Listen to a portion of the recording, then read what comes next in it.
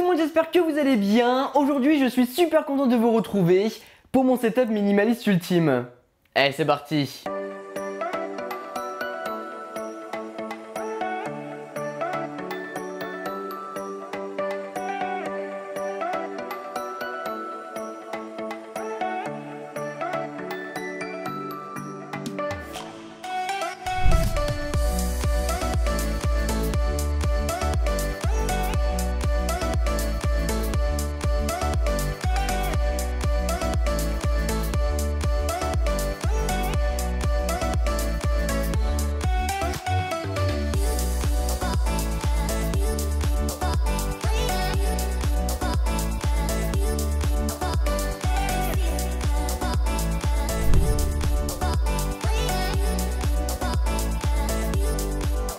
Je suis super content de vous retrouver dans une nouvelle vidéo setup, même si ça prend beaucoup de temps à créer et à tourner.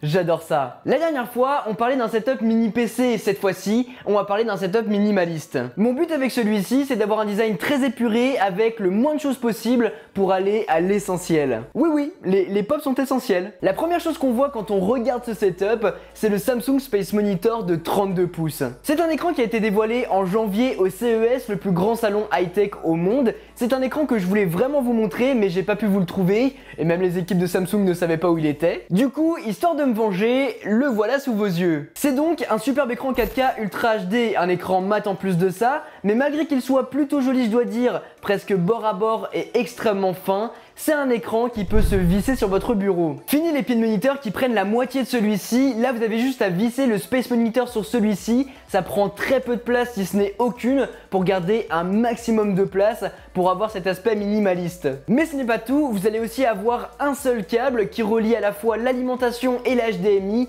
câble que vous allez pouvoir mettre dans une gaine qui se trouve directement sur l'écran, c'est hyper pratique. Vous allez donc gagner un maximum d'espace sur votre bureau via un moniteur qui peut se visser sur celui-ci et en plus de ça qui peut se plaquer contre le mur, ça rend super bien. Mais vous allez aussi pouvoir l'ajuster pour le rapprocher ou l'éloigner de vous. Ça peut être super pratique si comme moi vous aimez bien détourer des personnes sur Photoshop, notamment pour mes miniatures, et bien là j'aime bien être vraiment proche de mon sujet pour ne pas manquer tout le contour et que ça soit très propre. Et bien là l'avantage c'est que l'écran vient à vous. Mais après, au-delà de l'aspect créa, je vois pas bien à quoi ça peut vous servir. Éventuellement si vous regardez un film dans votre lit, vous allez pouvoir rapprocher un maximum l'écran.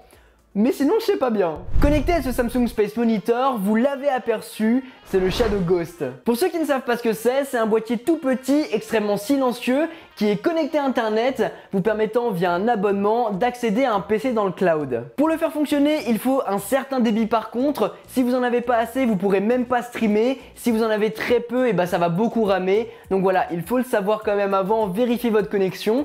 Mais sinon, avec, vous allez pouvoir naviguer sur internet, faire du Photoshop ou bien faire du gaming. C'est un PC sous Windows, vous allez donc pouvoir tout faire. Je vais pas trop rentrer dans les détails dans cette vidéo sur le Shadow Ghost, surtout que je suis en train de tester cette petite bébête actuellement. Donc voilà, si vous voulez une vidéo dédiée, n'hésitez pas à me le faire savoir dans les commentaires. Sinon, je vous laisse aller checker la vidéo de mon ami Jérôme, une vidéo très détaillée, vous saurez tout. Connecté à ce Ghost, pour pouvoir naviguer dans l'interface quand même, on va retrouver deux produits de chez Logitech. Le premier, c'est le Craft qu'on a déjà vu plusieurs fois sur la chaîne, un clavier extrêmement bien que j'utilise partout dans tous mes setups.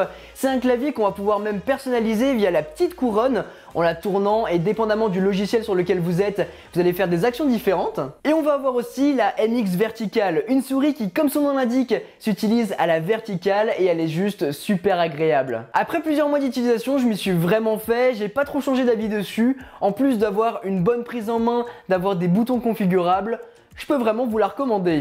Pour écouter de la musique dans la pièce ou bien même ce qui se passe à travers l'écran, on va retrouver deux choses sur le bureau. La première, c'est le tout nouveau casque de Jabra, le Elite 85H. C'est un casque à réduction de bruit active superbe dans ce coloris beige et en plus de ça, il est très performant. Il sera moins bon qu'un Sennheiser PXC 550 ou bien qu'un Sony WH-1000X M3, mais pour écouter de la musique qu'on va pouvoir mettre chez soi ou bien à l'extérieur, c'est vraiment top. Sa réduction de bruit active est vraiment bonne, quand on est à la maison, il n'y a aucun souci, et dans les transports en commun, ça fait vraiment le taf. Moins bon que le haut du panier qu'on vient de citer, mais franchement, j'apprécie beaucoup. Sinon, le gros machin qu'il y a derrière, c'est le Google Home Max, et ce truc est génial. Il faut plutôt le voir comme une grosse enceinte plutôt qu'un assistant Google, même s'il l'a incorporé et vous allez quand même pouvoir interagir avec tous vos produits connectés de la maison, c'est surtout une très bonne enceinte. Il a peut-être un petit peu trop de basse à mon goût, mais le son monte haut et il reste clair. Franchement, j'adore. Et puis, tout comme le 85H, vous allez pouvoir le connecter en Bluetooth à votre smartphone et dans mon cas, c'est le Pixel 3a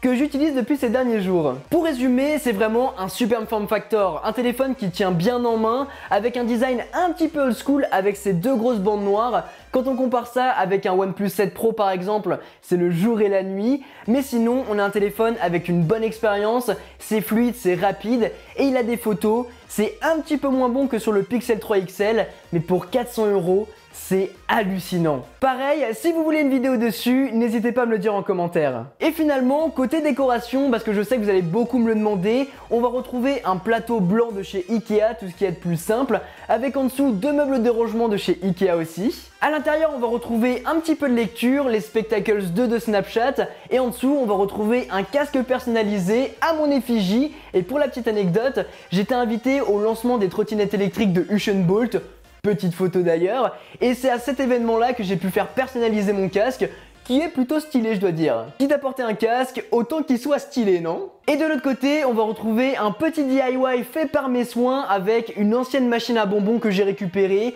J'ai mis une petite guirlande dedans et le tour est joué. Et sur le bureau, on va bien évidemment pas oublier les pops. Les pops c'est la vie, dont un qui a été récupéré au Pop Culture Days. D'ailleurs, big up à Funko et à Guillaume. Voilà en tout cas les amis pour cette vidéo, j'espère vraiment qu'elle vous a plu. J'espère que ce setup vous a plu. Si c'est le cas, n'oubliez pas de mettre un gros pouce bleu et de vous abonner si ce n'est pas déjà fait. Si vous voulez en savoir plus sur tous les produits que j'ai présentés dans cette vidéo, vous les retrouverez tous listés en bas dans la description. Sur ce, c'était Quentin, passez tous une très bonne journée.